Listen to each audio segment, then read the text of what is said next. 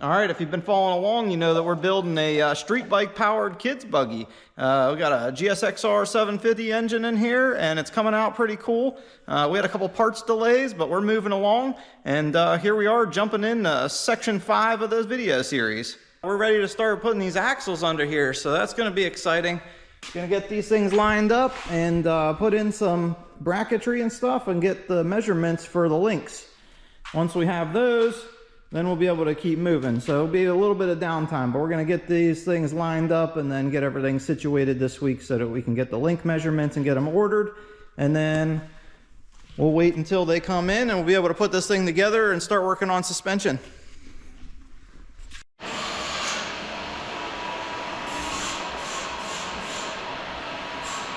We got some more parts here. So far, we got the steering rack. He wants to use this steering rack in there. And I guess it's called Latest Rage. It's a company that makes some buggy parts. So we're gonna try and make that work in there. And then he got this part to us. It's machined for the, this is the adapter that goes between the transfer case and the reverse box that we're using. So we're gonna see if we can get this bolted in later and get that reverse box mounted up so that we can get a length on the drive shaft that goes between the reverse box and the engine. But right now we're gonna work on some link tabs. Got everything set up with the suspension here. Everything's laid out. So the axles are in the right position. We got plumb bobs dropped to make sure we are kind of centered off the chassis.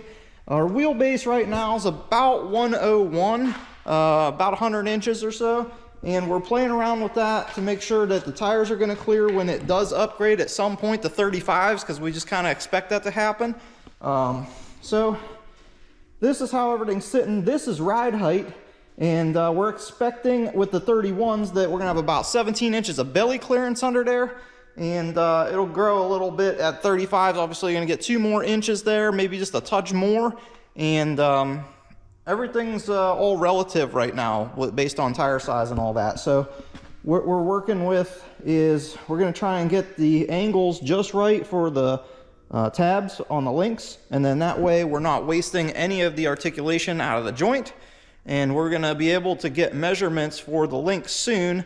Once we get all these mounted in there, we'll be able to pull a tape measure between jam nut to jam nut and then know how long it needs to be, and we're going to order some aluminum ones. So we're going to try and work on that for a little while, and we'll update you once we get some stuff mounted to this thing. All right, we've got the lower link tabs in with the joints sitting in place here. Everything's lining up real nice with the chassis side. But now it's time to work on the uppers. So what we're going to do is we're going to generate a flat landing spot for the uppers. So we're going to make a plate that comes across here and then do a fold where it comes down and it meets this axle tube here. We're using this level to kind of get our measurements. So from the bottom of the level to the tube, we got 3.5 inches. And I've got a part drawn up in a computer that kind of going to do that for us. The only thing I need to do is generate this hole there. I think this is the breather, and I need it to make sure that it's not going to contact with that part. It might be fine underneath there, but it is kind of close, so we'll see. Might leave it alone. But regardless, in the computer here,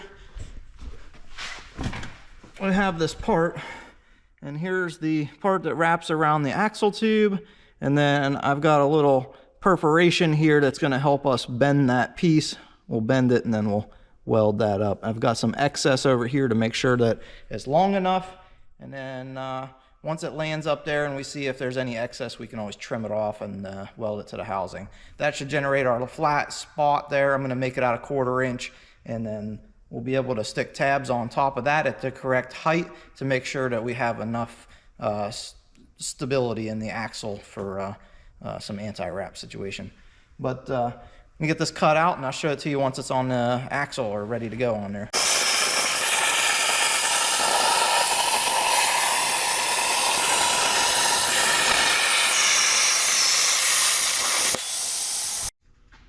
All right, I'm gonna set this thing up on our perforation here and line it up, and then we're just gonna bend this in the press and see if we can get a decent 90-degree angle out of it.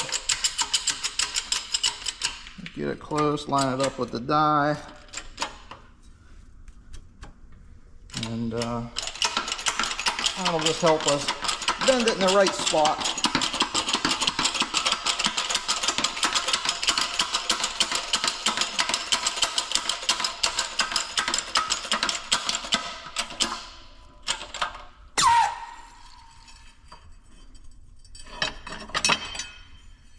All right, that looks pretty good. We'll go test fit it and see if it works. All right, here it is all fit up. This is our center line pretty much. So we've got plenty of room on both sides. I got a little excess over here. We're probably gonna trim off maybe like right about there. That way we can clean up this housing and get this welded on there. But I might add like maybe a gusset here and maybe something here. We'll see. But at least it's gonna be fit up real nice. You can see it's level, so that's gonna work out great. We'll get this thing on here and then we'll have a nice landing spot for these upper links. All right, we cut out some link tabs for the top.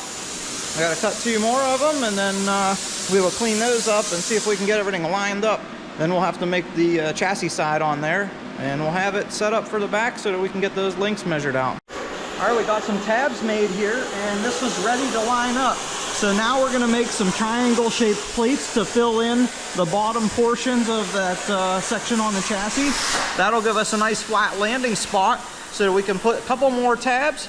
So on the table, it's cutting out right now.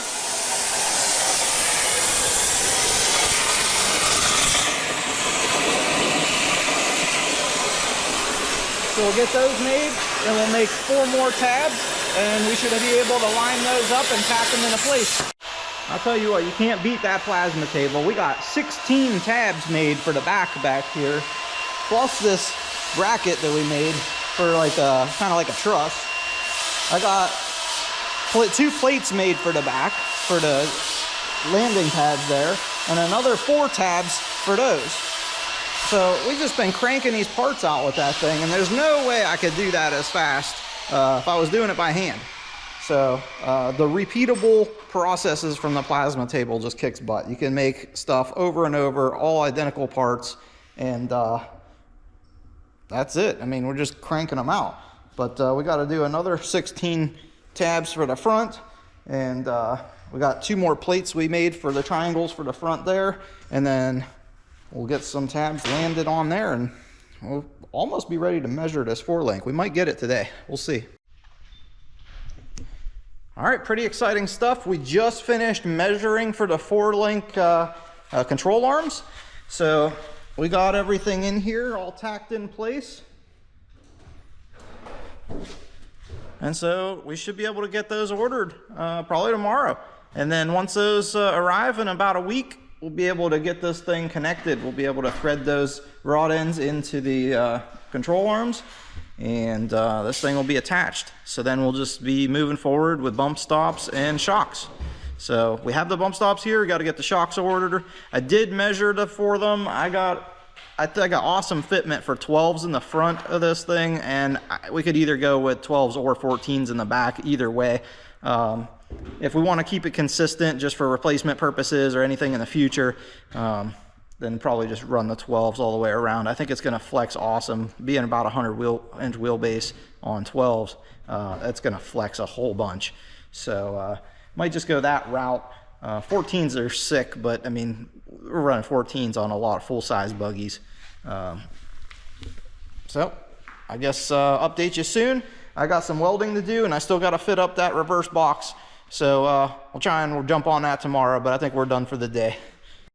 All right, working in the shop this morning a little bit on the kids buggy project, and I've got these triangle gussets that I made. I usually put these in all of the chassis that I build, but they just kind of go in here. They'll sit flush with the bottom, and it acts as the skid plate mount. So that way there's somewhere solid to bolt the skid plate onto, and it just strengthens up that lower portion real good. I like to get a decent amount of surface area on there, so that way the skid plate's well supported when something pushes up on it. All right, well, the driver showed up to test fit in here, and looks like he's got plenty of room right now to fit. Wait. Hey, where do we put this steering wheel for you? We don't know yet. Where are we putting the steering wheel? Stay up here.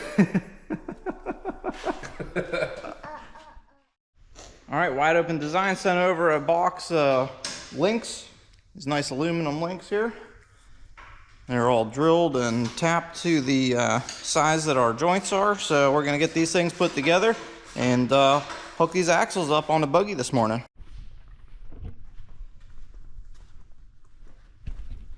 All right, we got all the 4 link bars installed, and we're gonna set this thing down at full bump and try and build some bump stops next. But this is simulated ride height, and it looks pretty good. Some great angles here. So, and see how flat everything looks. Should be extremely stable. Lots of triangulation in there. Should be real nice.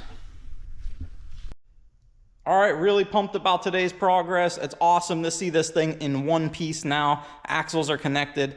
We put those links in there. All the measurements ended up working out perfectly. So that was really exciting to see. When we cycled the suspension, there was very minimal pinion roll. This thing's gonna be awesome. I'm really excited about it. But everything is sitting on its own weight, sorta. We got it on jack stands now. The lift is down. So it's sitting on there. If we put the wheels and tires on it, it would roll around. But I got a couple other things I want to do before I get that far. Right now the bump stops are in here. They're going to need gusseted and supported. Right now this one needs some stuff in here. The rear ones are tubed in there. They got support going 2 different directions, so those are going to be good. But they need welded up. I ran out of welding wire after I tacked the last tube in there. It never even works out that way. I was surprised that even happened. But I'll pick up some more welding wire this evening, and I'll be moving forward. I still got some things to do. I've got to get the steering done. I've got these door bars. Got a few things to get mounted. I still got to mount the shocks. So we'll get those all set up. But I think what I'm going to do is end this video off here, and we'll save that stuff for the next one. As far as it's looking right now, we might only have one more video after this for this project. The owner's planning on finishing this thing out with his kid, and they're gonna have fun doing that, picking out colors and mounting everything else, getting it running. So I'm excited to see it when it's all done. That'll be cool for me to kind of come full circle and see it at the end. But for now, we're gonna cut this thing off here. I got some other projects to do. I am almost finished up working on my own buggy. Video will be out about that later.